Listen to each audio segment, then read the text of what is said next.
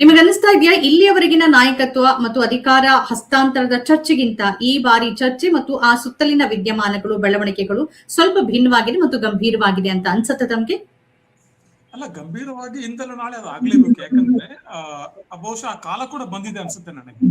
ಏನಾಗಿದೆ, ಈ ಒಂದು ಮುಖ್ಯಮಂತ್ರಿ ಸ್ಥಾನದ ಒಂದು ಪವರ್ ಶೇರಿಂಗ್ ಫಾರ್ಮುಲಾ, ಈ ಪಾಲುಗಾರಿಕೆಯ ಒಂದು ಸೂತ್ರವನ್ನ 2023 ಹೈಕಮಾಂಡ್ ಮಟ್ಟದಲ್ಲಿ ಒಂದು ಚರ್ಚೆ ಆಗಿತ್ತು ಮತ್ತು ಅದಕ್ಕೊಂದು ಒಪ್ಪಂದಕ್ಕೂ ಕೂಡ ಬಂದಿದ್ರು ಅಂತ ನಾವು 100% ಕಾನ್ಫಿಡೆನ್ಸ್ ಅಂತ ಹೇಳ್ಬೋದು. ಸಾರ್ವಜನಿಕವಾಗಿ ಯಾರೇ ಅದನ್ನು ಒಪ್ಕೊಳ್ಳದೆ ಇರ್ಲಿ. ಯಾಕಂದ್ರೆ ಇಬ್ರು ನಾಯಕರು ಕೂಡ, ಸಿದ್ದರಾಮಯ್ಯ ಆಗ್ಲಿ ಡಿ.ಕೆ. ಶಿವಕುಮಾರ್ ಆಗ್ಲಿ, ಆಕ್ಚುಲಿ ಡಿ.ಕೆ. ಶಿವಕುಮಾರ್ 1-2 ಸರ್ತಿ ಸೂಚ್ಯವಾಗಿ ಹೇಳಿದ್ದಾರೆ ಈ ತರ ಒಪ್ಪಂದ ನಡೆದಿದೆ ಅಂತೇಳಿ. ಆದ್ರೆ ಸಿದ್ದರಾಮಯ್ಯ ಎಂದಿಗೂ ಅಲ್ಲಗಳೆದಿಲ್ಲ. ಮಾಧ್ಯಮಗಳಾಗ್ಲಿ ಯಾರೇ ಆಗ್ಲಿ ಈ ತರ ಒಪ್ಪಂದ ಆಗಿದೆಯಾ ಅಂತ ಪ್ರಶ್ನೆ ಕೇಳಿದಾಗ ಆಗಿದೆ ಅಥವಾ ಆಗಿಲ್ಲ ಅಂತ ಎಂದಿಗೂ ಸ್ಪಷ್ಟವಾಗಿ ಸಿದ್ದರಾಮಯ್ಯ ಕೊಟ್ಟಿಲ್ಲ. ಅವ್ರು ಹೇಳಿದ್ದು ಹೈಕಮಾಂಡ್ ಹೇಳಿದಂಗೆ ಕೇಳ್ತೇವೆ. ಆದ್ರೆ ಅವ್ರ ಮಕ್ಕಳು ಯತೀಂದ್ರ ಆಗ್ಲಿ, ಅವ್ರ ಬೆಂಬಲಿಗರಾಗ್ಲಿ, ಇಲ್ಲ ನಮ್ಮ ನಾಯಕರ 5 ವರ್ಷ ಸಿಎಂ ಆಗುತ್ತೆ ಅಂತ ಹೇಳ್ತಾ ಬಂದ್ರು ಮತ್ತೆ ಬೇರೆ. ಆದ್ರೆ ಸಿದ್ದರಾಮಯ್ಯ ಆ ಬ್ರೇಕ್ಫಾಸ್ಟ್ ಮೀಟಿಂಗ್ ಕಾಲದಲ್ಲೂ ಕೂಡ ಒಂದು ಪ್ರೆಸ್ ಕಾನ್ಫರೆನ್ಸ್ ಅಲ್ಲಿ ನಾವು ಕೇಳಿದಾಗ ಕೂಡ ಪತ್ರಕರ್ತರಿಗೆ ಸ್ಪಷ್ಟ ಉತ್ತರ ಕೊಡ್ಲಿಲ್ಲ. ಅವರು ರೇಗಿದ್ರು, ಆಕ್ಚುಲಿ ಪತ್ರಕರ್ತರು ರೇಗಿ ಬಿಟ್ರು. ಅವರು ಏನ್ ನೀವು ಅದೇನು ಕೊಟ್ಟ ಮಾತಿಗೆ ತಕ್ಕಂತೆ ಹಾಗೆ ಅಂತ ಅದೆಲ್ಲ.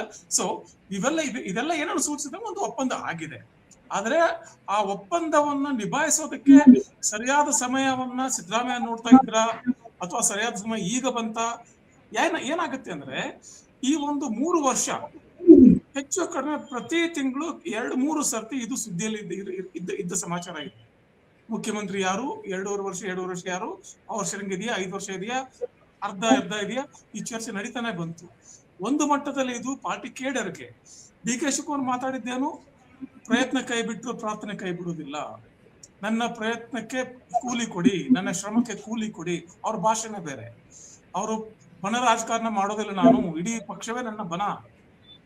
ಆದ್ರೆ ಸಿದ್ದರಾಮಯ್ಯ ಬೆಂಬಲಿಗರು ಇದು ಅಹಿಂದ ವರ್ಗಕ್ಕೆ ಮಾಡಿದ ಅನ್ಯಾಯ ಆಗುತ್ತೆ, ಅಲ್ಲಿ ಅಹಿಂದ ವರ್ಗ ಇದಕ್ಕೆ ಸಿಟ್ಟು ಬರ್ತದೆ ಅಂತ ಅನೇಕ ಅಹಿಂದ ವರ್ಗದ ನಾಯಕರುಗಳು, ಸ್ವಾಮೀಜಿಗಳು ಮಾತಾಡಿದ್ರು. ಸೊ ಇದೆಲ್ಲ ಏನಾಗುತ್ತೆ ಅಂದ್ರೆ ಇಟ್ಸ್ ಅನ್ಸ್ ಡಿಫರೆಂಟ್ ಆಪ್ಟಿಕ್ಸ್. ಇದು ಬೇರೆ ತರದ ಆಪ್ಟಿಕ್ಸ್ ಕ್ರಿಯೇಟ್ ಮಾಡ್ತದೆ, ಪಕ್ಷದ ಒಳಗೆ ಮತ್ತು ಪಕ್ಷದ ಹೊರಗೆ ಕೂಡ. ಪಕ್ಷದ ಹೊರಗೆ ಸಿದ್ದರಾಮಯ್ಯ ನೋಡ್ಕೊಟ್ಟು ಮಾತನಾಡಿಲ್ಲ ಅಂತ ಅದು ಒಂದು ಜನಕ್ಕೆ ಭಾವನೆ ಮೂಡೋದು ಸಹಜನೆ. ಯಾಕಂದ್ರೆ ಅಲ್ಲಗಳಿಲ್ಲ ಅವರು ಈ ತರ ಮಾತು ಕೊಟ್ಟಿಲ್ಲ ಅಂತ ಎಂದೂ ಹೇಳಿಲ್ಲ ಅವರು. ಅದ್ರ ಜೊತೆಗೇನೆ ಈ ಡಿ.ಕೆ. ಶಿವಕುಮಾರ್ ಕೆಲಸ ಮಾಡಿದ್ದು ಶ್ರಮ ಪಟ್ಟದ್ದು ಜನಕ್ಕೆ ಅನು ಮುಂದೆನೆ ಇದೆ. ಪಕ್ಷದ ಒಳಗಡೆ ಏನು ಮೆಸೇಜ್ ಹೋಗುತ್ತೆ, ಶ್ರಮ ಪಟ್ಟವ್ರಿಗೆ ಬೆಲೆ ಇಲ್ಲ ಇಲ್ಲಿ. ಯಾಕೆಂದ್ರೆ 2013 ಮತ್ತು 2018 ನಡುವೆ 5 ವರ್ಷದ ಸರ್ಕಾರವನ್ನ ಏನಂತಾರೆ ಯಾವುದೇ ಒಂದು ಸವಾಲು ಇಲ್ಲದೆ, ಈ ತರ ಅಧಿಕಾರ ಹಂಚಿಕೆಯ ಸವಾಲು ಇಲ್ಲದೆ ನಡೆಸಿದ ಸಿದ್ದರಾಮಯ್ಯ 2018 ಚುನಾವಣೆ ಸೋಲ್ತಾರೆ. ಆದ್ರೆ 2023ಕ್ಕೆ ಡಿ.ಕೆ. ಶಿವಕುಮಾರ್ ಫ್ಯಾಕ್ಟರ್ ಬಂದಿರೋದ್ರಿಂದ ಇಬ್ರು ಸೇರಿ ಗೆಲ್ತಾರೆ. ಇಟ್ಸ್ ಸಿಂಪಲ್ ಆಪ್ಟಿಕ್ಸ್ ಅಷ್ಟೇ. ಹೀಗಿರುವಾಗ ಡಿ.ಕೆ. ಶಿವಕುಮಾರ್ ತಮ್ಮ ಶ್ರಮದ ಫಲವನ್ನ ಕೇಳೋದ್ರಲ್ಲಿ ತಪ್ಪಿಲ್ಲ. ಅದು ಕೊಡದೆ ಹೋದ್ರೆ ಪಕ್ಷದ ಸಂಘಟನೆಗೆ ಇನ್ನೊಂದು ಅರ್ಥ, ಇನ್ನೊಂದು ವಿಚಾರ, 2028 ಚುನಾವಣೆ ಹೇಗೆ ಎದುರಿಸ್ತೀರಿ ನೀವು? ಕೇವಲ ಅಹಿಂದ ಅಥವಾ ಗ್ಯಾರಂಟಿಗಳ ಮೇಲೆ ಚುನಾವಣೆ ಎದುರಿಸೋಕೆ ಸಾಧ್ಯ ಇಲ್ಲ ಅಂತ ಅಂದ್ರೆ ಕಾಂಗ್ರೆಸ್ ಅನೇಕ ನಾಯಕರುಗಳೇ ಮಾತಾಡ್ಕೊಳ್ತಿದ್ದಾರೆ. ಯಾಕಂದ್ರೆ ಅಹಿಂದ ಮತ್ತು ಈ guarantee they are only brand Siddaramaiah, they are not brand Congress. Brand Congress ಅದೆಲ್ಲ ಗೆಲ್ಲೋ ಒಂದು ಮಾತು ಬರ್ಬೇಕಂದ್ರೆ ಅಲ್ಲಿ ಅನೇಕ ಲೆಕ್ಕಾಚಾರಗಳು ಇರ್ತವೆ. ಅಲ್ಲಿ ಜಾತಿ ಸಮೀಕರಣ ಇರ್ತದೆ, ಕೇವಲ ಅಹಿಂದ ಮಾತ್ರ ಅಲ್ಲ, ಅದ್ರ ಜೊತೆಗೆ ಹಣದ ಒಂದು ವ್ಯವಸ್ಥೆನೂ ಬೇಕಾಗುತ್ತೆ, ಅದು ಕೂಡ ಇಲ್ಲ. ಹೀಗಿರುವಾಗ 2028 if they go to elections only with Siddaramaiah, only with guarantee, only with Ahinda, Congress has a very less chance of coming back. Idu high command only with D.K. Shivakumar also same thing alva alone anta ಹೇಳ್ತಾ ಇಲ್ಲ ನಾನು. Congress high command ಇರೋ ಪ್ರಶ್ನೆ ಅಂದ್ರೆ ಇಬ್ಬರನ್ನು ಸೇರಿಸಿಕೊಂಡು ಇಟ್ಕೊಳ್ಬೇಕು ಅಂತ. ಈಗ ಏನಾಗಿದೆ, ನೀವು ಸಿದ್ದರಾಮಯ್ಯನವರಿಗೆ ತಕ್ಕುದಾದ ಗೌರವವನ್ನ ಸ್ಥಾನಮಾನ ಕೊಟ್ಟಿದ್ದೀರಿ, 2ನೇ ಸಾರಿ ಮುಖ್ಯಮಂತ್ರಿ ಆಗಿದ್ದಾರೆ, ಈಗ 8 ವರ್ಷ ಆಗುತ್ತೆ ಅವ್ರದ್ದು. ಇನ್ನೊಂದು 2 ವರ್ಷ ಡಿ.ಕೆ. ಶಿವಕುಮಾರ್ ಕೊಟ್ರೆ ಕೊಡಿ ಅಂತ ಹೇಳಿದ್ರೆ ತಪ್ಪೇನಿದೆ? ಈಗ 2 ವರ್ಷ ನನಗೆ ಅಧಿಕಾರ ಕಳ್ಕೊಂಡ ಸಿದ್ದರಾಮಯ್ಯ ಕಾಂಗ್ರೆಸ್ ವಿರೋಧಿ ರಾಜಕಾರಣ ಮಾಡಿದ್ರೆ ಜನ ಒಪ್ತಾರ? ನೀವು ಕಾಂಗ್ರೆಸ್ ವಿರೋಧಿ ರಾಜಕಾರಣ ಮಾಡಿದಂತ ಪಕ್ಷದಲ್ಲಿದ್ದಂತ ನೀವು ಕಾಂಗ್ರೆಸ್ಗೆ ಬಂದು 2 ಸರ್ತಿ ಮುಖ್ಯಮಂತ್ರಿ ಆಗಿ 2 ವರ್ಷ ಮುಖ್ಯಮಂತ್ರಿ ಸ್ಥಾನ ಬಿಟ್ಟು ಕೊಡಿ ಅಂತ ಹೇಳಿ ತಕ್ಷಣ ಕಾಂಗ್ರೆಸ್ ವಿರೋಧಿ ಆಗ್ಬಿಡ್ತಾರೆ ಸಿದ್ದರಾಮಯ್ಯ. ಅದು ಜನ ಒಪ್ಪ ಮಾತು. ಆಗೋದಿಲ್ಲ. ಮತ್ತೆ ಅವರಿಗೆ ಎಲ್ಲ ಸ್ಥಾನಮಾನವನ್ನ ಕೊಟ್ಟಿದೆ. ಆದ್ರೆ ಇಲ್ಲಿ ಪ್ರಶ್ನೆ ಇರೋದು ಏನು ಅಂತಂದ್ರೆ, ನೀವೇ ಹೇಳ್ದಂಗೆ ಕಾಂಗ್ರೆಸ್ನ ವೋಟ್ ಬ್ಯಾಂಕ್, ಬಹುತೇಕ ವೋಟ್ ಬ್ಯಾಂಕ್ ಈ ಬಾರಿ ಸ್ವಲ್ಪ ಅಸೆಂಬ್ಲಿ ಎಲೆಕ್ಷನ್ ಲಿಂಗಾಯತ ಮತ್ತು ಒಕ್ಕಲಿಗ ವೋಟ್ಗಳು ಬಿದ್ದಿರ್ಬೋದು. ಆದ್ರೆ ಪ್ರಮಾಣ ನೋಡಿದ್ರೆ ಕಡಿಮೆನೆ. ಬಿಜೆಪಿ ಮತ್ತು ಜೆಡಿಎಸ್ ಬಿದ್ದಿದ್ದ ಪ್ರಮಾಣ ನೋಡಿದ್ರೆ ಕಡಿಮೆ. ಇವರ ಸಾಂಪ್ರದಾಯಿಕ ವೋಟ್ ಬ್ಯಾಂಕ್ ಅಹಿಂದ, ಅಲ್ಪಸಂಖ್ಯಾತ, ಹಿಂದುಳಿದ ಮತ್ತು ದಲಿತ್ ಆಗಿರೋ ಕಾರಣಕ್ಕಾಗಿ ಆ ವಲಯದಲ್ಲಿ ಒಂದ್ ಗೆಸ್ಟರ್ ಕೂಡ ಹಿಂದೆ ಇದ್ದರು. ರಾಮಕೃಷ್ಣ ಹೆಗಡೆ ಇರ್ಬೋದು ಅಥವಾ ಜಯೇಶ್ ಪಟೇಲ್ ಇರ್ಬೋದು, ಬೇರೆ ಸಮುದಾಯದಿಂದ ಬಂದು, ಬ್ರಾಹ್ಮಣ ಸಮುದಾಯದಿಂದ ಬಂದರು ಮುಖ್ಯಮಂತ್ರಿ ಆಗಿದ್ರು. ಆದ್ರೆ ಅವರ ನಿಲುವು ವಿಚಾರಧಾರೆಗಳು ಬೇರೆ ಆಗಿತ್ತು. ಆದ್ರೆ ಡಿ.ಕೆ. ಶಿವಕುಮಾರ್ ಹೆಚ್ಚಿನ ಸಂದರ್ಭದಲ್ಲಿ RSS ಮತ್ತು ಆ ನಿಲುವಿಗೆ ಹತ್ತಿರವಾಗಿ ಕಾಣಿಸಿರೋದ್ರಿಂದ, ಸಾರ್ವಜನಿಕವಾಗಿ ಕಾಣಿಸಿರೋದ್ರಿಂದ, ಮತ್ತು ಇತ್ತೀಚಿನ ನಿಮ್ ಮುಸ್ಲಿಂ ಸಂಘರ್ಷ ನಮ್ಮ ಕಣ್ಣೆದ್ರೆ ಇರೋದ್ರಿಂದ ಈ ವರ್ಗವನ್ನ ಪ್ರತಿನಿಧಿಸ್ತಾರ. ಏನ್ ಅನ್ಸುತ್ತಿದ್ರೆ ಇದ್ರ ಬಗ್ಗೆ ತಮ್ಮ ಅಭಿಪ್ರಾಯ ಏನು? ಈಗ ಆ ಮುಸ್ಲಿಮರಿಗಾಗಿ, ಅಹಿಂದ ವರ್ಗಕ್ಕಾಗಿ ಒಂದು ಮಟ್ಟದಲ್ಲಿ ಅಸಮಾಧಾನ ಆಗಬಹುದು. ಇದೇನು ಶಿಸ್ತು ಕ್ರಮ ತಗೊಂಡಿದ್ದಾರೆ ಅಥವಾ ಡಿ.ಕೆ. ಶಿವಕುಮಾರ್ ಅವರ ಸ್ವಲ್ಪ ಸಾಫ್ಟ್ ಕೋರ್ ಹಿಂದುತ್ವ ಅಂತ ಆ ತರದ ನಡೆಗಳನ್ನ ನೋಡಿದ್ರು ಕೂಡ ಸ್ವಲ್ಪ ಅಸಮಾಧಾನ ಅನಿಸ್ಬೋದು. ಆದರೆ ಆ ಅಸಮಾಧಾನ ತಿರಸ್ಕಾರದ ಮಟ್ಟಿಗೆ ಹೋಗುತ್ತದಾ? ಯಾಕಂದ್ರೆ as long as Siddaramaiah is part of ಕಾಂಗ್ರೆಸ್ನಲ್ಲಿ ಸಿದ್ದರಾಮಯ್ಯ ಇರೋವರೆಗೂ ಕೂಡ ಅಹಿಂದ ವರ್ಗ ಮತ್ತು ಮುಸ್ಲಿಂ ಸಮುದಾಯದ ಅಸಮಾಧಾನಗಳು ಒಂದು ತಿರಸ್ಕಾರಕ್ಕೆ ತಿರುಗುವ ಸಾಧ್ಯತೆ ಇದೆಯಾ? ಮತ್ತೆ ನೀವ್ ಹೇಳೋ ಸರ್, ಈಗ ಕರೆಕ್ಟ್ ಸರ್. ಈಗ ಅವರು ಕಾಂಗ್ರೆಸ್ ವಿರುದ್ಧವಾಗಿ ಹೋಗೋ ತನಕ ಸಮಸ್ಯೆ ಆಗೋಲ್ಲ, ಪಕ್ಷದ ಜೊತೆಗೆ ಇದ್ದು. ಆದ್ರೆ ಅವ್ರಿಗೀಗ ಯಾವ ಹುದ್ದೆಯನ್ನು ಕೊಡುತ್ತೆ ಕಾಂಗ್ರೆಸ್ ಪಕ್ಷ? ಅಂದ್ರೆ ಆ ಹುದ್ದೆ ಲೆಕ್ಕಾಚಾರ ಅದು 28ಕ್ಕೆ ಹೇಳೋ ಪ್ರಶ್ನೆ. ಅದು 2028ಕ್ಕೆ ಅಹಿಂದ ವರ್ಗದ ಹುದ್ದೆ ಏನು ಅಂತ. ಯಾಕೆ ಅಹಿಂದ ವರ್ಗ ಈಗಾಗಲೇ ಅಧಿಕಾರದಲ್ಲಿದೆ. 5 ವರ್ಷ ಇದ್ರು, ಈಗ 3 ವರ್ಷ 8 ವರ್ಷ ಅಧಿಕಾರದಲ್ಲಿದೆ. ಈಗ ಡಿ.ಕೆ. ಶಿವಕುಮಾರ್ ತಮ್ಮ ಸರದಿಯನ್ನು ಕೇಳ್ತಿದ್ದಾರೆ ವಿನ ಅಹಿಂದ ವರ್ಗವನ್ನ ತಿರಸ್ಕಾರ ಮಾಡ್ತಿಲ್ಲ. ಅದು ವೈಯಕ್ತಿಕ ಆಯ್ಕೆ RSS ಪರ ಅನ್ನೋದಕ್ಕಿಂತ ಸ್ವಲ್ಪ ಸಾಫ್ಟ್ ಹಿಂದುತ್ವ ಅಂತ ನಾನು ಅದಕ್ಕೆ. ನಾನೇನ್ ಕೇಳ್ತಿದ್ದೀನಿ ಅಂದ್ರೆ, ನಾನು ಡಿ.ಕೆ. ಶಿವಕುಮಾರ್ ಅವರನ್ನ ವೈಯಕ್ತಿಕವಾಗಿ ಇಟ್ಟು ನೋಡ್ತಾ ಇಲ್ಲ. ನಾನು ಕಾಂಗ್ರೆಸ್ ಪಕ್ಷವನ್ನ ಇಟ್ಟು ಕೇಳ್ತಾ ಇದ್ದೀನಿ. ಕಾಂಗ್ರೆಸ್ ಪಕ್ಷವೇ ಅಹಿಂದ ಮತ್ತು ಅದರ ವೋಟ್ ಬ್ಯಾಂಕ್ ಅನ್ನೇ ನೆಚ್ಕೊಂಡಿರೋದ್ರಿಂದ ಬಹು ಸಂದರ್ಭದಲ್ಲಿ, ಮತ್ತು ಅದರ ಮೂಲ ವೋಟ್ ಬ್ಯಾಂಕ್ ಅದಾಗಿರೋದ್ರಿಂದ ಆ ವೋಟ್ ಬ್ಯಾಂಕ್ ನ ನಾಯಕತ್ವವನ್ನು ವಹಿಸಿಕೊಳ್ಳಬಲ್ಲ ಸಾಮರ್ಥ್ಯ ಸದ್ಯಕ್ಕೆ ಡಿ.ಕೆ. ಶಿವಕುಮಾರ್ ಮತ್ತು ಅವರ ನಿಲುವಿಗಿದೆಯಾ? ಅವ್ರು ಹೇಳ್ಬೋದು ಎಲ್ರು ನನ್ನವರೇ, ಕಾಂಗ್ರೆಸ್ ಪಕ್ಷ ಎಲ್ರನ್ನೇ ಒಳಗೊಂಡ ನುಡಿ ನಡೆ ಬೇರೆ ನುಡಿ ಬೇರೆ ಇದೆ, ಅದನ್ನ ಆ ಸಮುದಾಯ ಒಪ್ಕೊಳ್ಳತ್ತ? ಇನ್ನೊಂದು, ಸಿದ್ದರಾಮಯ್ಯ ಅವರಿಗೆ ಈ ಒಂದ್ ವೇಳೆ ಇದೇನಾದ್ರೂ ಅವರು ಮುಖ್ಯಮಂತ್ರಿ ಹುದ್ದೆಯಿಂದ ತೆಗೆದಿದ್ದೆ ಆದ್ರೆ ಮುಂದಿನ 2 ವರ್ಷಗಳ ಅವಧಿಗೆ ಅವ್ರು ಯಾವ ಹುದ್ದೆಯನ್ನ ಕೊಡ್ತಾರೆ? ಈಗ ಆ ಒಂದು ವ್ಯಾಖ್ಯಾನ ಇದೆಯಲ್ಲ, ಅಹಿಂದ ಕಾಂಗ್ರೆಸ್ಸಿನ ಮೂಲ ಒಂದು ಮತ ಬ್ಯಾಂಕು ಅಥವಾ ಅದರ ಮೂಲ ಶಕ್ತಿ, ಆದ್ದರಿಂದ ಬೇರೆ ಸಮುದಾಯಗಳಿಗೆ ನಾವು ಪ್ರಾಮುಖ್ಯತೆ ಕೊಟ್ಟರೆ ಅಹಿಂದ ಮುನಿಸಿಕೊಳ್ತದೆ, ಆ ಒಂದು ವ್ಯಾಖ್ಯಾನವೇ ತಪ್ಪು. Congress is suppose to be the big tent umbrella. ಅದು ಎಲ್ಲ ಒಂದು ವಿಚಾರಧಾರೆಗಳ ಒಂದು ಅಂಬ್ರೆಲಾ ಅದು. It is not only Ahinda. ಕೇವಲ ಅಹಿಂದ ಮಾತ್ರ ಆಗಿದ್ರೆ ಕಾಂಗ್ರೆಸ್ಗೆ ಮತ್ತು ಮುಸ್ಲಿಂ ಲೀಗ್ಗೆ, ಕಾಂಗ್ರೆಸ್ಗೆ ಮತ್ತು AIMMಗೆ ವ್ಯತ್ಯಾಸ ಇರ್ತಿರ್ಲಿಲ್ಲ. ಆದ್ರೆ Congress it's a big tent party. ಹಾಗಿರುವಾಗ ಅಹಿಂದ ಇದೆ, ಅಲ್ಲಿ ಅಹಿಂದಕ್ಕೆ ಪ್ರಾಮುಖ್ಯತೆ ಇದ್ದೇ ಇರ್ತದೆ. ಆದ್ರೆ ಅದನ್ನ ಹೇಗೆ ನಿಭಾಯಿಸ್ಕೋಬೇಕು, ಅವ್ರಿಗೆ 28ಕ್ಕೆ ಏನು ಹುದ್ದೆಗಳನ್ನ ಕೊಡಬೇಕು, ಹೇಗೆ ಮಾಡ್ಕೋಬೇಕು, ಅಥವಾ ಡಿ.ಕೆ. ಶಿವಕುಮಾರ್ ಮುಖ್ಯಮಂತ್ರಿ ಆದ್ರೆ ಅಹಿಂದ ವರ್ಗದ ಸಮುದಾಯಗಳಿಗೆ ಯಾವ ರೀತಿ ಅಧಿಕಾರ ಹಂಚಿಕೆ ಇರ್ತದೆ, ಅದೆಲ್ಲವೂ ಕೂಡ it is to be discussed in the party forum. ಆದ್ರೆ ನಾನು ಅದೇ ಹೇಳೋಕೊಟ್ಟೆ, ಡಿ.ಕೆ. ಶಿವಕುಮಾರ್ ಕೂಡ is a very flexible politician. ರಾಜಕಾರಣದಲ್ಲಿ ಈಸ್ ವೆರಿ ಫ್ಲೆಕ್ಸಿಬಲ್. ಆದ್ರೆ ಅವರು ಸದ್ಯಕ್ಕೆ is not saying that Ahinda ವರ್ಗ ಕಾಂಗ್ರೆಸ್ ಅಲ್ಲಿ ಇರಬಾರ್ದು ಅಂತ ಹೇಳ್ತಾ ಇಲ್ಲ. ಅವ್ರು ಕೇಳ್ತಾ ಇರೋದು, ನನಗೆ ಮುಖ್ಯಮಂತ್ರಿ ಸ್ಥಾನ ಯಾವಾಗ ಕೊಡ್ತೀರಿ? ಅವರು ಮುಖ್ಯಮಂತ್ರಿ ಆದ್ರೆ ಇಡೀ ಒಂದು ಕ್ಯಾಬಿನೆಟ್ ಒಕ್ಕಲಿಗರಾಗಿರ್ತಾರೆ, ಇಡೀ ಕ್ಯಾಬಿನೆಟ್ ಲಿಂಗಾಯತರಾಗಿರ್ತಾರೆ, ಇಡೀ ಕ್ಯಾಬಿನೆಟ್ ಮೇಲ್ಜಾತಿಯ ಮೇಲ್ವರ್ಗದ ಸಮುದಾಯ ಇರ್ತದೆ ಅಂತ ಅಲ್ಲ. That is just not possible for Congress ಊಹೆ ಮಾಡ್ಕೊಳ್ಳೋಕು ಕೂಡ ಸಾಧ್ಯ ಇಲ್ಲ. ಕಾಂಗ್ರೆಸ್ ಅಲ್ಲಿ ವೀರೇಂದ್ರ ಪಾಟೀಲ್ ಮುಖ್ಯಮಂತ್ರಿ ಇದ್ದಾಗ, ನಿಜ ಮುಖ್ಯಮಂತ್ರಿ ಇದ್ದಾಗ ಕೂಡ ಬೇರೆ ಅಹಿಂದ ಸಮುದಾಯ ಇದ್ದೇ ಇತ್ತು. ಆ ರೀತಿ ಆಗೋದಿಲ್ಲ ಕಾಂಗ್ರೆಸ್. ಡಿ.ಕೆ. ಶಿವಕುಮಾರ್ ಮುಖ್ಯಮಂತ್ರಿ ಹುದ್ದೆಗೆ ಏರಿದ್ದೇ ಆದ್ರೆ ಮುಂಬರುವ ಚುನಾವಣೆಗಳಲ್ಲಿ ಮತ್ತು ಓವರಾಲ್ ಆಗಿ ಕಾಂಗ್ರೆಸ್ ಪಕ್ಷಕ್ಕೆ ಒಕ್ಕಲಿಗ ಮತಗಳು ಜೆಡಿಎಸ್ ಕಡೆಯಿಂದ, ಅಂದ್ರೆ ದೇವೇಗೌಡರ ಕುಟುಂಬದಿಂದ ಶಿಫ್ಟ್ ಆಗುತ್ತೆ ಮತ್ತು ಆ ಸಮುದಾಯದ ನಾಯಕರಾಗಿ ಬೆಳೆಯಬಲ್ಲ ಸಾಧ್ಯತೆ ಎಷ್ಟು ಕಾಣಿಸುತ್ತೆ ಡಿ.ಕೆ. ಶಿವಕುಮಾರ್ ಅವರು? ಆ ಒಂದು ಭರವಸೆ ಮೇಲೆನೆ 5% ಓಟು, 5% ಒಕ್ಕಲಿಗ ಓಟು ಕಾಂಗ್ರೆಸ್ಗೆ ಬಂದಿದ್ದು ಆ ಒಂದು ಭರವಸೆ ಮೇಲೆನೆ. ನನಗೊಂದು ಪೆನ್ ಪೇಪರ್ ಕೊಡಿ, ಇಷ್ಟು ವರ್ಷ ನೀವು ಕುಮಾರಸ್ವಾಮಿ ಕೊಟ್ಟಿದ್ರಿ, ನನಗೊಂದು ಅವಕಾಶ ಕೊಡಿ ಅಂದಾಗನೇ ಬಂದಿದ್ದು ಒಂದು. ಆಮೇಲೆ ಈಗ ಯಾಕೆ ಕುಮಾರಸ್ವಾಮಿ ಬಿಜೆಪಿ ಜೊತೆ ಇದ್ದಾರೆ, NDA ಜೊತೆ ಯಾಕಿದ್ದಾರೆ ಅಂದ್ರೆ ಕುಮಾರಸ್ವಾಮಿಯ ಅಗತ್ಯ ಅಸ್ತಿತ್ವದ ಪ್ರಶ್ನೆ. ಆದ್ರೆ ಬಿಜೆಪಿಯ ಸಮಸ್ಯೆ ಹಳೆ ಮೈಸೂರು ಭಾಗದಲ್ಲಿ ಅವರೊಂದು ನೆಲೆ ಊರಬೇಕು ಅಂತೇಳಿ. ಆ ಹಳೆ ಮೈಸೂರು ಭಾಗದಲ್ಲಿ ಬಿಜೆಪಿ ಮತ್ತು NDA ಪ್ರಾಬಲ್ಯವನ್ನ ಕಡಿಮೆ ಮಾಡ್ಬೇಕಂದ್ರೆ DK Shivakumar factor is very important. DK ತುಂಬಾ ಇಂಪಾರ್ಟೆಂಟ್ ಆಗ್ತಾರೆ ಅಲ್ಲಿ. NDA ಬೆಳವಣಿಗೆ ಕಡಿಮೆ ಮಾಡ್ಬೇಕಂದ್ರೆ ಒಂದು. ಆಮೇಲೆ ಆ ಒಂದು ಮಾತಿದೆಯಲ್ಲ, ನನಗೊಂದು ಪೆನ್ ಪೇಪರ್ ಕೊಡಿ, ನನಗೊಂದು ಚಾನ್ಸ್ ಕೊಡಿ ಅಂತ ಮತದಾರ ಕೊಟ್ಟ ಮಾತು, ಅದ್ರ ಜೊತೆಯಲ್ಲಿ ಕಾಂಗ್ರೆಸ್ ಕೊಟ್ಟಂತ ಮಾತು, ಇವೆಲ್ಲ ಇಟ್ಟುಕೊಂಡ್ರೆ ಕಾಂಗ್ರೆಸ್ ಅಲ್ಲೂ ಕೂಡ ಒಂದು ಸಾಂಸ್ಥಿಕ ಒಂದು ಸಾಂಘಿಕ ಶಿಸ್ತು ಕೂಡ ಮೂಡ್ತದೆ. ಅದ್ರ ಜೊತೆಗೇನೆ ಬಹಳ ಪ್ರಾಕ್ಟಿಕಲ್ ಆಗಿ ಹೇಳ್ಬೇಕಂದ್ರೆ DK Shivakumar is a man of big projects. ಅವರು ಚಿಕ್ಕ ಪುಟ್ಟ ಯೋಜನೆಗಳು ಮಾತಾಡೋದಿಲ್ಲ, ಕನಿಷ್ಠ ಪಕ್ಷ 20,000 ಕೋಟಿ ಯೋಜನೆ ಮಾತಾಡ್ತಾರೆ ಅವರು, ರೋಡ್ ಆಗ್ಲಿ ಮತ್ತು ಟನೆಲ್ ಇನ್ನೊಂದಾಗ್ಲಿ. ಹಾಗೆ ಈಗೇನಾಗಿದೆ, ಅನೇಕ ಕ್ಷೇತ್ರಗಳಲ್ಲಿ ಈ ತರದ ಅಭಿವೃದ್ಧಿ ಕೆಲಸಗಳು ಆಗಿಲ್ಲ. DK ಶಿವಕುಮಾರ್ ಬಂದ್ರೆ ಅದು ಆಗತ್ತೆ ಅಂತ ಅನೇಕ ಶಾಸಕರಿಗೆ ಭರವಸೆ ಇದೆ. ಅಲ್ಲ, ಅದೇ ಸಮಸ್ಯೆ ಈಗ ಸರ್ ಏನಂದ್ರೆ, ಭಾರತವೇ ಒಂದು ಹಳ್ಳಿಗಳ ದೇಶ, ಇಲ್ಲಿ ಚಿಕ್ಕ ಪುಟ್ಟವರೇ ಬಹಳ ಮುಖ್ಯ ಆಗಿರುವಾಗ ಚಿಕ್ಕ ಪುಟ್ಟವರ ಬಗ್ಗೆ ಯೋಚನೆ ಮಾಡದೆ, ಚಿಕ್ಕ ಪುಟ್ಟದ್ರ ಬಗ್ಗೆ ಯೋಚನೆ ಮಾಡದೆ, ದೊಡ್ಡವ್ರ ಬಗ್ಗೆ ಯೋಚನೆ ಮಾಡೋದೇ ಸಮಸ್ಯೆನಾ ಅಂತ. ಸಮಸ್ಯೆ ಇರಬೇಕು, ಬಟ್ ಎಲ್ಲ ಒಂದು ಪಕ್ಷ ಅಂದ್ಮೇಲೆ ಎಲ್ಲ ಬೇಕಲ್ರಿ. Political party has to have everybody. ಈಗ ಎಲ್ಲ ಪಕ್ಷದಲ್ಲೂ ದೊಡ್ಡವರು ಇಲ್ವಾ?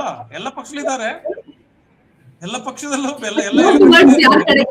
ಕರೆಕ್ಟ್. ಬಟ್ ಮೋರ್ ಟುವರ್ಡ್ಸ್ ಯಾರ ಕಡೆಗೆ ಅನ್ನೋದು ನಿಮ್ಮ ರಾಜಕೀಯ ಮತ್ತು ನಿಮ್ಮ ತತ್ವ ಸಿದ್ಧಾಂತವನ್ನ ತೋರಿಸುತ್ತೆ. ಯಾಕೆಂದ್ರೆ ಶೋಷಿತ ಮತ್ತು ಸಮಾಜದ ನೀವ್ ಹೇಳ್ತಾರೆ ಕರೆಕ್ಟ್. ಅದು ಏನಾಗಿದೆ ಅಂದ್ರೆ ಈಗ ರಾಹುಲ್ ಗಾಂಧಿ ಹೇಳ್ತಾ ಇರುವಂತ ಈ ಒಂದು ನ್ಯಾಯ ಯೋಜನೆ ಆಗ್ಲಿ ಅಥವಾ ಅವರ ಒಂದು ಅಹಿಂದ ಮತ್ತು ಇತರ ಧೋರಣೆಗಳಾಗ್ಲಿ, ಇದರಿಂದ ಕರ್ನಾಟಕದ ಚುನಾವಣೆ ತೆಲಂಗಾಣ ಬಿಟ್ರೆ ಬೇರೆ ಕಡೆ ಅವ್ರಿಗೇನ ಈ ಒಂದು ಪಾಲಿಸಿಯಿಂದ ಲಾಭ ಆಗಿಲ್ಲ, ಇದರಿಂದ ಲಾಭ ಆಗಿಲ್ಲ.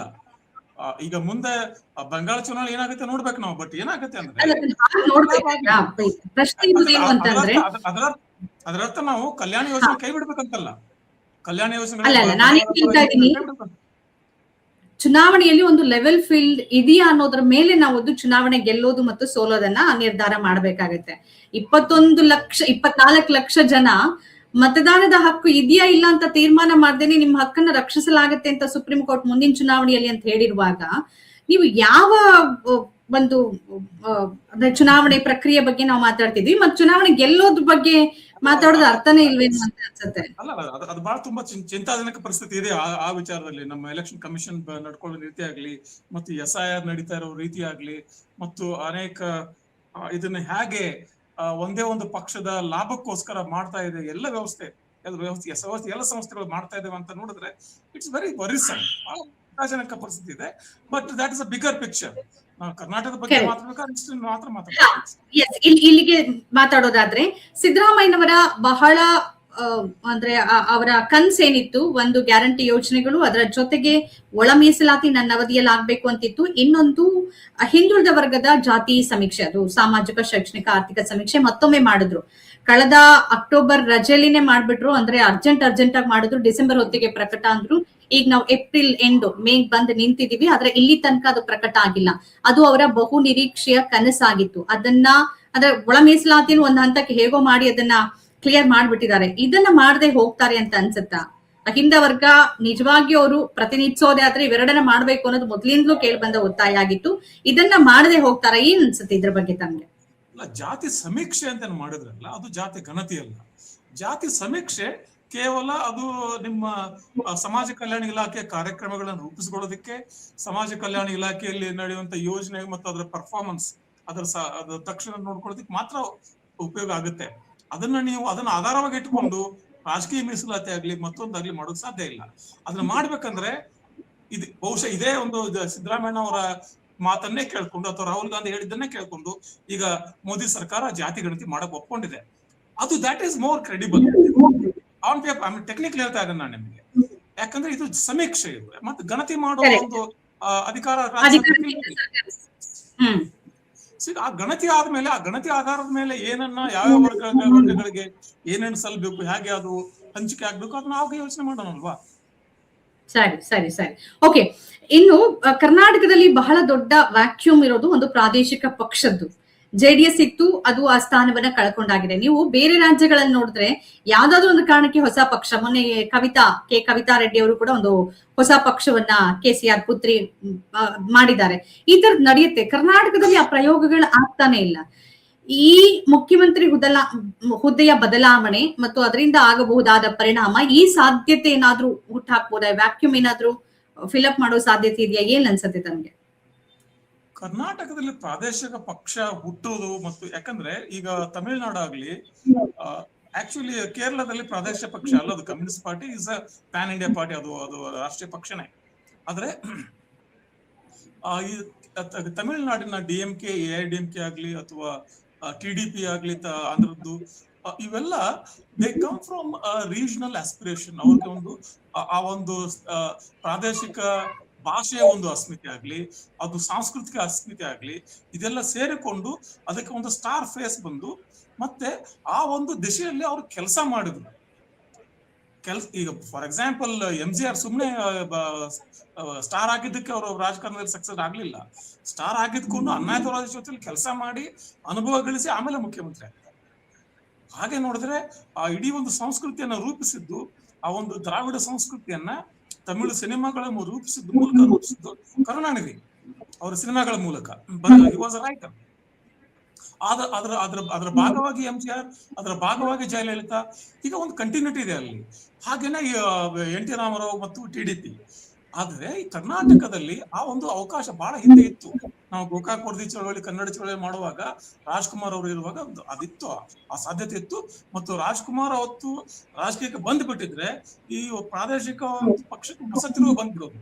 ರಾಜ್ಕುಮಾರ್ ಅವರು ಸ್ವಲ್ಪ ಆ ತರದ ಧಾವಂತದ ಮನುಷ್ಯ ಕೂಡ ಅಲ್ಲ, ಅವ್ರಿಗೆ ಬಹಳ ಮಹತ್ವಾಕಾಂಕ್ಷೆ ಇರ್ಲಿಲ್ಲ. ಹೀಗಾಗಿ ಅದಾಗ್ಲಿಲ್ಲ. ಅದಾದ ನಂತರ ಈಗೇನೋ ಜನತಾ ದಳ JDS ಏನ ಹೇಳ್ಕೊತೀವಿ ಪ್ರಾದೇಶಿಕ ಪಕ್ಷ ಅಂತ ಹೇಳಿ, ಅದು ಕೂಡ ಹುಟ್ಟಿತ್ತು ಜನತಾ ದಳ ಆಗಿ. ಜನತಾ ಪಾರ್ಟಿ ಇತ್ತು ರಾಮಕೃಷ್ಣ ಹೆಗಡೆ ಇದ್ದಾಗ, ಆಮೇಲೆ ಲೋಕದಳ ಸೇರ್ಕೊಂಡು ಜನತಾ ದಳ ಆಗುತ್ತೆ. ಅದು ಜನತಾ ದಳ ವಿಧಾನಗೊಂಡು ಜನತಾ ದಳ ಯುನೈಟೆಡ್ ಮತ್ತು ಜನತಾ ದಳ ಸೆಕ್ಯುಲರ್ ಆಗುತ್ತೆ. ಆಮೇಲೆ ABPJD ಅಂತ ಮತ್ತೊಂದು ಇನ್ನೊಂದು ವರ್ಗ ಆಗಿತ್ತು. JDS ಅನ್ನ ಪ್ರಾದೇಶಿಕವಾಗಿ ಬೆಳೆಸೋದಕ್ಕೆ ದೇವೇಗೌಡರು ಹೊರಟು ಅದನ್ನ ಅರೆ ಪ್ರಾದೇಶಿಕ ಮಾಡಿ ಕೊನೆಗೆ ಅದನ್ನ ಕೌಟುಂಬಿಕ ಮಾಡಿ ಈಗ ಅದು BJPಯ ಶಾಖೆ ಆಗಿದೆ. ಹೀಗಾಗ್ಬಿಟ್ಟಿಲ್ಲ. ಬಟ್ ಈಗ ವ್ಯಾಕ್ಯೂಮ್ ಇದೆ. ಆ ವ್ಯಾಕ್ಯೂಮ್ ಅನ್ನ ತುಂಬಬೇಕಾದ ವ್ಯಕ್ತಿತ್ವಗಳು, ನಾಯಕತ್ವ ನಮ್ಮಲ್ಲಿ ಇದೆಯಾ ಅಂತ. ಅದೇನೋ ಸೇರ್ಕೊಂಡು ಬಿಜೆಪಿ ಕರೆಕ್ಟ್. ಯಾಕೆ ಹೇಳ್ತಾ ಇದೀನಿ ಅಂದ್ರೆ, ಒಂದು ಸರ್ಕಾರದ ಹೆಚ್ಚಿನ ಅವಧಿ ಮುಗಿದೋಗಿದೆ, 3 ವರ್ಷ ಮುಗಿದೋಗಿದೆ. ಲಾಸ್ಟ್ ಇಂದು ಕೊನೆ ವರ್ಷ ಚುನಾವಣಾ ವರ್ಷ ಅಂತಾನೆ ಪರಿಗಣಿತ ಆಗುತ್ತೆ. ಇರೋದು 2 ವರ್ಷ. DK ಶಿವಕುಮಾರ್ ಅವರ ನಾಯಕತ್ವವನ್ನ ಒಪ್ಪದ ಅನೇಕರು ಹೊರಗಡೆ ಬರಬಹುದಾ? ಆ ಸಾಧ್ಯತೆ ಎಷ್ಟು ಕಾಣಿಸ್ತಿದೆ? ಮತ್ತು ಈಗ ಸತೀಶ್ ಜಾರಕಿಹೊಳಿ ಅವರು ಇಡ್ತಿರುವ ಹೆಜ್ಜೆ, ಒಂದು ಅಹಿಂದದ ಮುಖ ಆಗ್ಬೇಕು ಅಂತ ಅವರು ಹೊರಟಿರೋದು, ಒಂದು ಸಂಪನ್ಮೂಲ ಇರ್ಬೋದು ಅಥವಾ ಅವರ ಸಿದ್ಧಾಂತ ಇಲ್ಲಿ ತನಕ ಅವರು ಮಾಡ್ಕೊಂಡ್ ಬಂದಿರೋದು, ಅವೆರಡೂ ಅದಕ್ಕೆ ಪೂರಕವಾಗಿ ಕೆಲಸ ಮಾಡತ್ತಾ? ಮತ್ತು ಕರ್ನಾಟಕದಲ್ಲಿ ಮುಸ್ಲಿಂ ಸಮುದಾಯಕ್ಕೆ, ಅಲ್ಪಸಂಖ್ಯಾತ ಸಮುದಾಯಕ್ಕೆ ಅನಿವಾರ್ಯವಾಗಿ ಕಾಂಗ್ರೆಸ್ ಜೊತೆಗಿದ್ದಾರೆ. ಅವರು ಬಹಳ ಮನಸ್ಸಿಂದ ಇದ್ದಾರೆ ಅಂತ ಸಿದ್ದರಾಮಯ್ಯನವರು ಅಥವಾ ಕಾಂಗ್ರೆಸ್ ಅನ್ನು ಒಪ್ಕೊಂಡೋ ಇದ್ದಾರೆ ಅಂತಲ್ಲ, ಬೇರೆ ಆಯ್ಕೆ ಇಲ್ಲ ಅವರಿಗೆ. JDS BJP ಕಡೆಗೆ ಹೋಗಿರೋದ್ರಿಂದ ಸಂಪೂರ್ಣ ಅವರು ಬ್ಲಾಕ್ ಆಗ್ಬಿಟ್ಟಿದ್ದಾರೆ. ಆ ಅವಕಾಶ ತೆರೆಯುತ್ತಾ ಇರೋ 2 ವರ್ಷದಲ್ಲಿ ಹೊಸತರ ಕಡೆಗೆ ಹೋಗ್ಬೋದಾ ಅನ್ನೋದು ನನ್ನ ಪ್ರಶ್ನೆ. ಈಗ ಅಹಿಂದ ಆಧಾರಿತ ಪ್ರಾದೇಶಿಕ ಪಕ್ಷ ಹುಟ್ಟಬಹುದಾ ಅಂತ ಸರಳ ಪ್ರಶ್ನೆ ಅಲ್ವಾ?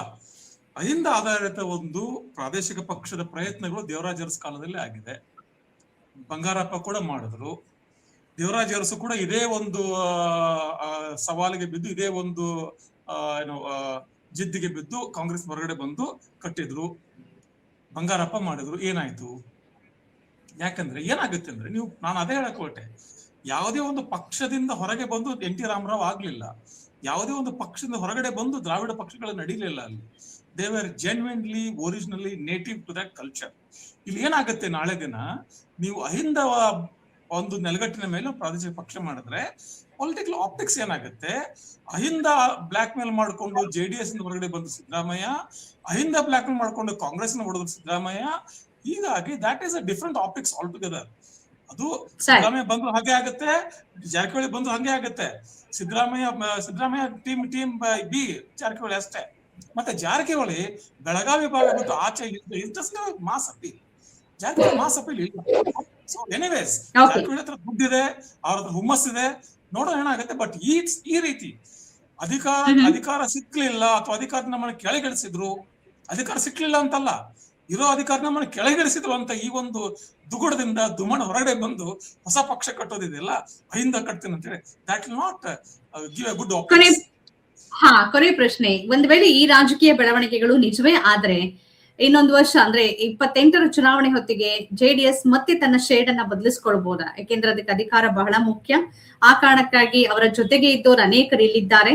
ಅದು ಯಾವ ಸಂದರ್ಭದಲ್ಲಿ ಬೇಕಾದ್ರೂ ಕೇಸರಿನೂ ಹಾಕೋಬಹುದು, ನೀಲಿನೂ ಹಾಕೋಬಹುದು, ಅಥವಾ ಕೆಂಪು ಹಾಕೋಬಹುದು. ಆ ತರದ ಶಾಲ್ ಹಾಕೊಳ್ಳೋ ಅಭ್ಯಾಸವೂ ಇರೋದ್ರಿಂದ ಈ ಸಾಧ್ಯತೆ ಬಗ್ಗೆ ಏನ್ ಅನ್ಸುತ್ತೆ ಕೊನೆಯದಾಗಿ? ರಾಷ್ಟ್ರ ಮಟ್ಟದಲ್ಲಿ ಬಿಜೆಪಿ ಜೊತೆಯಲ್ಲಿ ಸಹವಾಸ ಮಾಡಿ ಬದುಕುಳಿದವರು ಬಹಳ ವಿರಳ. ಅಂದ್ರೆ ಸ್ವತಂತ್ರವಾಗಿ, ಅದು ಶಿವಸೇನೆ ಆಗ್ಲಿ ಅಥವಾ NCP ಆಗ್ಲಿ ಮತ್ತೊಂದಾಗ್ಲಿ, ರಾಜಕೀಯವಾಗಿ ಅಸ್ತಿತ್ವ ಉಳಿಸ್ಕೊಳ್ಳೋದು ಬಿಜೆಪಿ ಜೊತೆ ಹೋಗಿ NDA ಜೊತೆ ಹೋಗಿ ಸಾಧ್ಯ ಆಗುದಿಲ್ಲ. ಅದು ಇನ್ನೂ 2 ವರ್ಷ ಇದೆ, ಇನ್ನೂ 2 ವರ್ಷ ಅಲ್ಲೇ ಇರ್ಬೇಕು, 3 ವರ್ಷ ಇರ್ಬೇಕು. ಕುಮಾರಸ್ವಾಮಿ ಅದೇ ಮಂತ್ರಿಮಂಡಲದಲ್ಲಿ ಇರ್ಬೇಕಾಗತ್ತೆ. ಏನೇನಾಗುತ್ತೆ, ಏನೇನು ಆಗೋದಿಲ್ಲ. ಅಲ್ಲಿ ಅಮಿತ್ ಶಾ ಇದ್ದಾರೆ, ಅಲ್ಲಿ ಮೋದಿ ಅವರು ಇದ್ದಾರೆ, ಸಂಘದ ರಾಷ್ಟ್ರಾದ್ಯಂತ ಶಾಖೆಗಳಿದಾವೆ. ಅಷ್ಟು ಸರಳ ಅಲ್ಲ ಅದು. ಬಿಕಾಸ್ ಈಗ ನೀವು ಪ್ರಜಾವಾಣಿಯಲ್ಲಿ ಒಂದು ದೊಡ್ಡದಾಗಿ ಕಾಲಂ ಬರೆದು ಪೇಶ್ವೆಗಳ ಬಗ್ಗೆ ಹೋಗ್ಬಿಟ್ಟಿದ್ದೀರಿ.